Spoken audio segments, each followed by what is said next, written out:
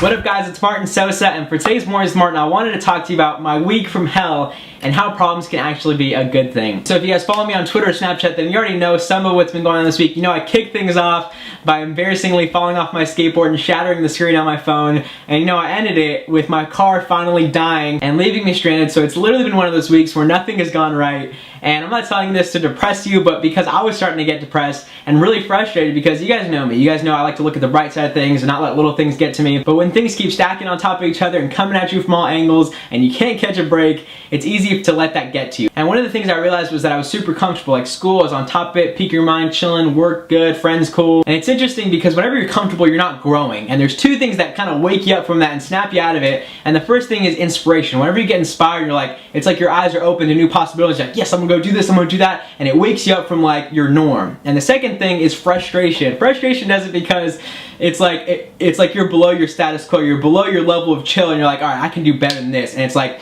that also wakes you up from being comfortable too, because you're obviously uncomfortable with all the stuff that's going on. And the irony of it, or maybe not the irony of it, but like the coincidence of it, was that I came across a story this week of this dude who went from like complete poverty, living on food stamps, to graduating from Yale. And this is a great thing to do whenever you're feeling frustrated with life, is to find someone who has it worse than you, or who has had it worse than you, because it just puts everything in perspective. And you start to see yourself and you say, okay, it's really not that bad, and maybe something good can come from this. And honestly, in that moment, I could use a little inspiration, so I was like, all right, bro, enlighten me. And I started to read his story, and he was talking about how in the midst of his temptation and like struggling with stuff, and everything around him telling him he couldn't succeed, he woke up every morning and asked himself two questions. What kind of life do I want? And is what I'm doing today gonna get me closer to that? And so after reading that article, I was like, oh, bro, you cut me deep. Like, it hit something within me. And now I had the frustration and the inspiration. And I started to wake up to this idea that maybe problems aren't such a bad thing. Like, maybe problems are actually a gift in our lives. And I know it doesn't seem like that, because they honestly suck to deal with, especially after a week like that, especially when